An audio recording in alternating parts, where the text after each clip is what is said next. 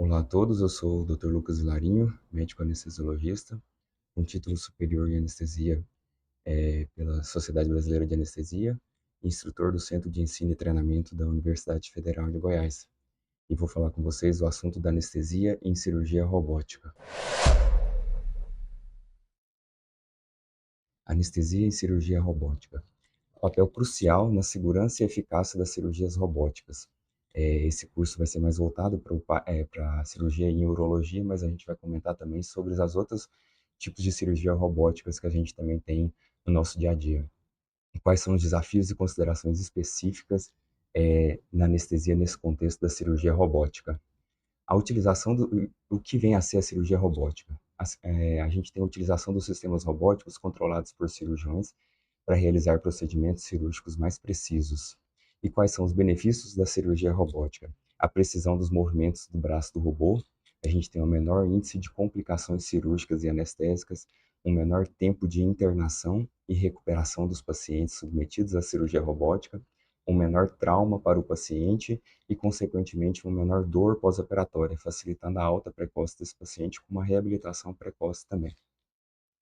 E quais as especialidades cirúrgicas que mais faz o uso da cirurgia robótica? A principal delas, que a gente vai falar mais detalhadamente, que vem a ser a urologia, principalmente com a prostatectomia robótica, mas temos também na ginecologia, principalmente em cirurgias de esterectomia e cirurgias para endometriose profunda, que é um dos usos principais dessa especialidade. Cirurgia do aparelho digestivo, que a gente usa em cirurgia bariátrica, em cirurgia de hérnia inguinal, cirurgia de diástase do músculo reto do abdômen, na cirurgia torácica, principalmente na parte de oncologia, de tumores, e a cirurgia de cabeça e pescoço também, voltada mais para a parte de oncocirurgia também. E quais são as considerações anestésicas que a gente deve fazer na anestesia da cirurgia robótica? Vou citar uma por uma e depois entrar em mais detalhes em cada uma delas. É o tempo cirúrgico, o posicionamento do paciente durante a cirurgia, o pneumo peritônico, vem se tratar de uma cirurgia laparoscópica, no caso que a gente vai fazer cirurgia robótica por vídeo, então a gente sempre vai ter a insuflação do pneumo peritônico, e quais as alterações pulmonares e cardiovasculares que a gente tem em decorrência desse pneumo peritônico, o aumento da pressão intracraniana, tanto pelo pneumo peritônico quanto pelo posicionamento em Trendelenburg, e o aumento da pressão intraocular, que a gente tem que ficar mais atento em pacientes com alguma comorbidade, principalmente em glaucomas. E essas considerações anestésicas ainda continuam. Qual é a técnica anestésica que a gente vai utilizar? Se é anestesia geral ou anestesia regional, ou as duas combinadas. O relaxamento muscular que a gente tem que ter durante essa cirurgia, que tem que ser um relaxamento adequado. A monitorização considerando aspectos clínicos do paciente, o acesso venoso, que a gente tem que ter um acesso venoso calibroso, adequado e principalmente funcionante, devido ao posicionamento do paciente, a dificuldade de acesso ao acesso venoso, a reposição volêmica, cada tipo de cirurgia e posição, e o paciente também vai ditar qual a reposição volêmica adequada, e a analgesia pós-operatória em cada caso também. O tempo cirúrgico, que é um dos primeiros fatores que eu comentei, a gente se baseia pela agilidade da equipe cirúrgica. Quando o cirurgião tem um tempo bom de cirurgia, esse tempo cirúrgico se reduz e consequentemente, a gente tem um menor tempo anestésico, menor índice de complicação e uma recuperação mais precoce desse paciente. As peculiaridades da doença também, se é uma cirurgia que já tem focos metastáticos, acometimento de linfonodo em toda a cavidade, isso também vem a alterar o, desculpa, alterar também o tempo cirúrgico e os aspectos clínicos do paciente. Se o paciente tem uma comorbidade maior, se o paciente já fez cirurgias anteriores baseado nessa doença e outras comorbidades mais. O posicionamento cirúrgico é um dos principais itens na cirurgia robótica, principalmente na prostatectomia robótica. O paciente fica em Trendelenburg acentuado, a cabeça do paciente fica muito para baixo e a gente entra em pormenores quais são as consequências disso. Também tem posicionamento cirúrgico em algumas cirurgias, como a cirurgia bariátrica e aparelho digestivo, que a gente fala que o paciente fica em céfalo-aclive ou anti-Trendelenburg. O decúbito lateral, principalmente em cirurgias de nefrectomia, a litotomia, que a gente usa também na cirurgia da prostatectomia, o paciente em posição de litotomia, e individualizar a cirurgia. Cada cirurgia vai ter uma posição que é precisa para essa cirurgia e suas consequências, principalmente na anestesia. Individualizar o paciente também, se é um paciente que tem uma hipertensão intracraniana ou alguma outra comorbidade que impeça que o paciente fique muito tempo ou com um Trendelenburg muito acentuado. E quais são esses desafios com o posicionamento? um pouco acesso ao paciente após posicionado. Nessa primeira figura do lado esquerdo, a gente vê como que o paciente fica, com o robô docado em cima dele, com os auxiliares na cabeceira do paciente.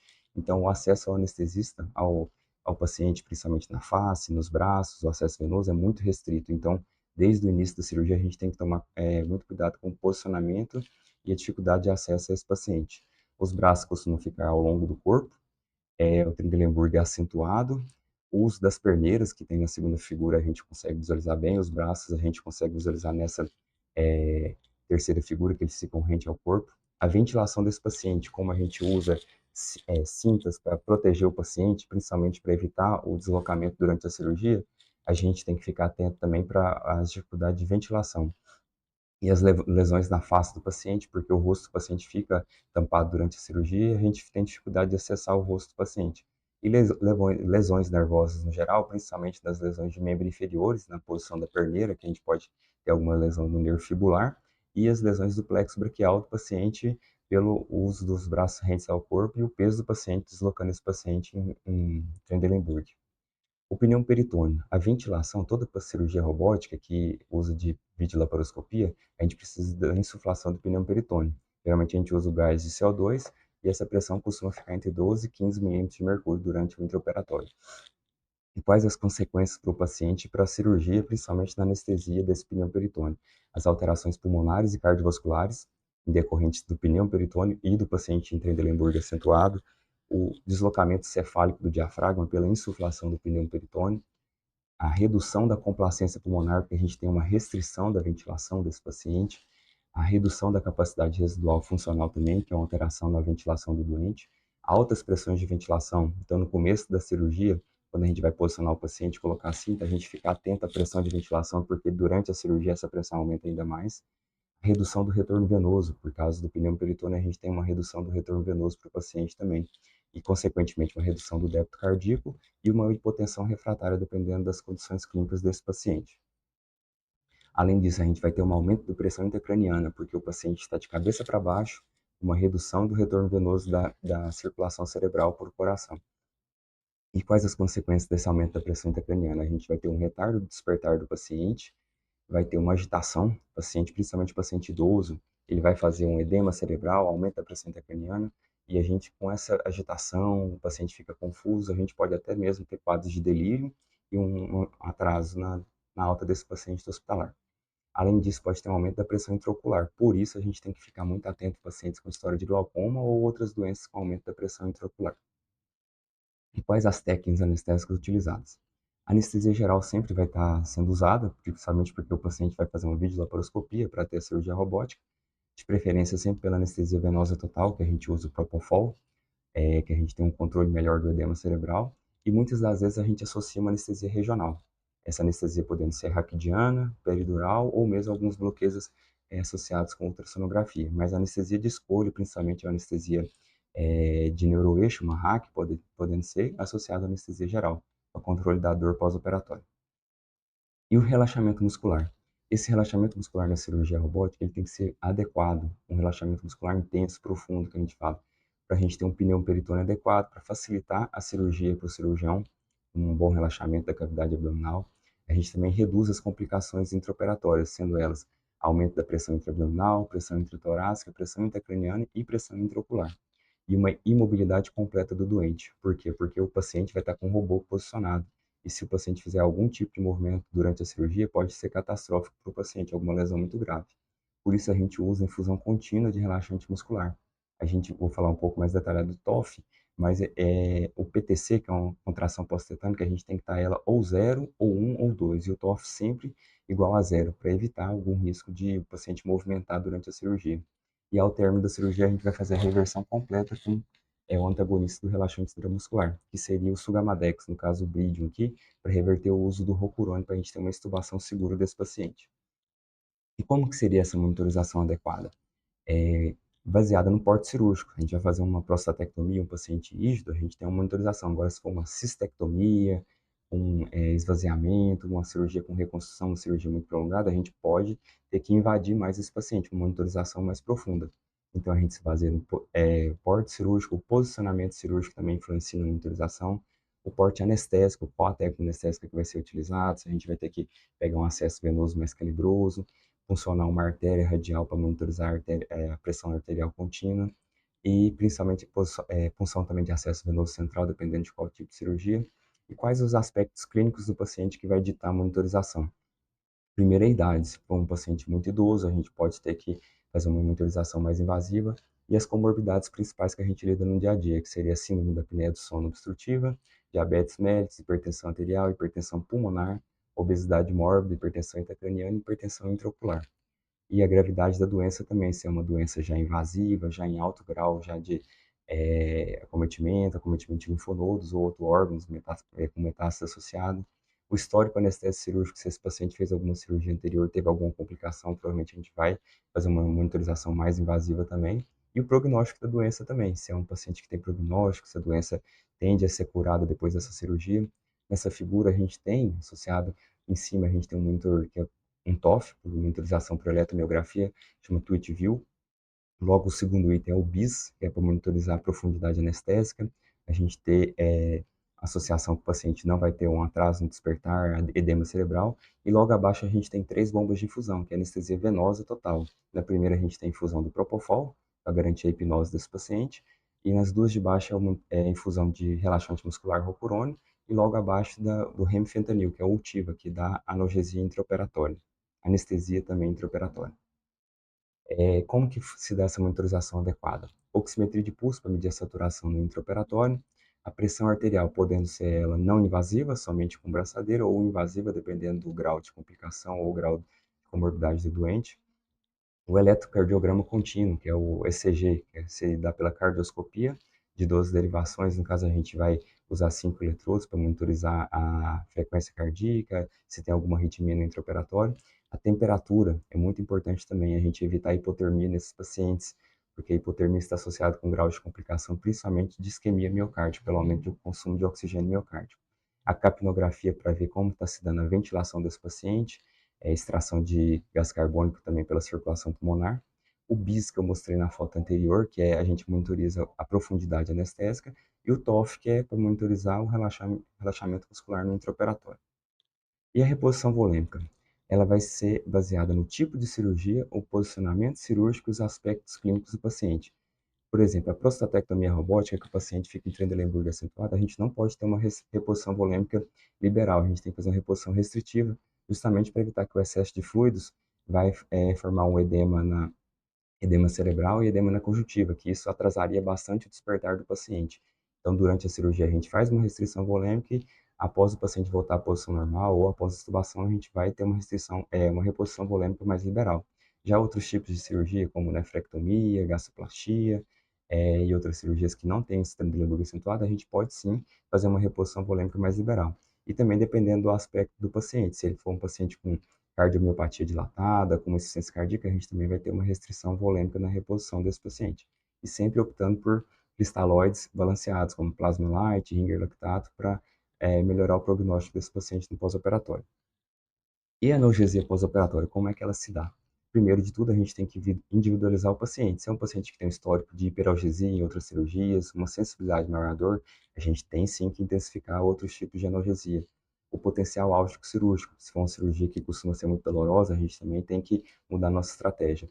E como é que a gente faz essa analgesia? A gente lança mão de analgesia multimodal. Seria ela anestesia regional, junto com anestesia geral, a gente pode associar uma hack anestesia, fazendo uso de morfina no intratecal ou outros é, adjuvantes como a clonidina. Pode fazer uma peridural, podendo ou não passar um catéter peridural para infusão de medicação no pós-operatório. E o TAP block é um tipo de bloqueio que a gente usa com ultrassonografia para a gente fazer o bloqueio transverso do abdômen, que também diminui a incidência de dor pós-operatória. Além disso, a gente usa opioides, como morfina, metadona, fentanil, remifentanil, acetamina, que a gente tem ela como um ótimo adjuvante, por ser antagonista do receptor NMDA, que causa hiperalgesia pós-operatória. O Precedex, que é a dexmedetomidina, também é um alfa-2 agonista igual a clonidina, que também ajuda na algesia pós-operatória. Sulfato de magnésio, dipirona, paracetamol e anti-inflamatórios não esteroidais. Os anti-inflamatórios a gente tem que individualizar função renal do paciente, a idade do paciente, se ele está para receber esse tipo de analgesia também, de analgésico. E quais são as complicações potenciais da anestesia em cirurgia robótica?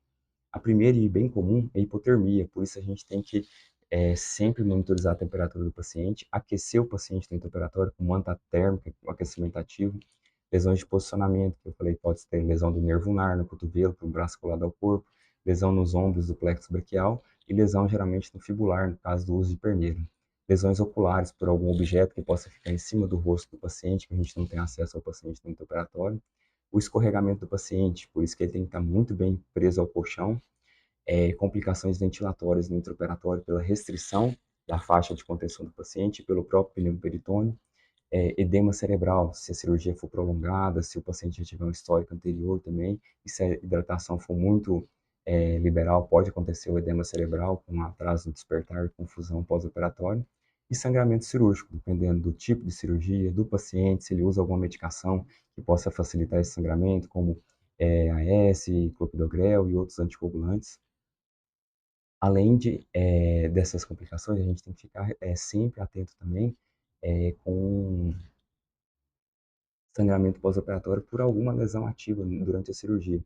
Por isso que é muito importante a gente ter um acesso venoso calibroso, porque mesmo o robô sendo muito eficaz nessa hemostasia, nos braços do movimento robô, qualquer tipo de lesão inesperada pode sim necessitar de hidratação extensiva e por isso o acesso venoso tem sempre que estar bem calibroso. É, como que a evolução da cirurgia robótica aqui nas considerações finais?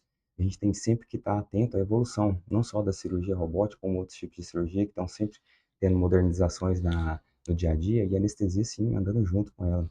O custo-benefício, apesar da cirurgia robótica ter um custo mais elevado que a cirurgia videolaparoscópica convencional, a gente tem que pesar os prós e contras e o custo-benefício, a recuperação do paciente, a menor incidência de lesões nervosas, menor incidência de impotência pós-operatória, então a gente tem sempre que pesar o custo-benefício a favor da cirurgia robótica. E a importância do trabalho em equipe, principalmente a importância da enfermagem durante o operatório, no começo da cirurgia, posicionar o paciente, no final da cirurgia, para voltar ao paciente, no despertar do paciente, na monitorização, sempre o trabalho em equipe é muito importante nesses casos. Aqui a gente tem as referências dessa aula, bibliográficas, alguns artigos que eu me baseei para poder a gente montar essa aula. Mas qualquer dúvida também eu fico aberto a qualquer tipo de contato para poder tirar dúvida referente ao assunto prestado nessa aula. Só uma frase no final para a gente poder encerrar essa aula. Não se pode fazer o trabalho de hoje com métodos de ontem para estar no negócio de amanhã. Então fica para a gente refletir, a gente tem sempre que estar atento ao dia de hoje, mas sempre aberto a novas atualizações, e a cirurgia robótica é algo que, apesar de não ser tão atual, mas ela vem se atualizando cada dia mais. Aqui no Brasil agora ela está já bem difundida e a gente tem sempre que estar andando junto com essas modernidades. Então fica aqui meu muito obrigado. Qualquer coisa pode me procurar aqui nas redes sociais. Estou aberto a sugestões e qualquer tipo de dúvida, estou sempre por aqui. Um grande abraço e fiquem com Deus.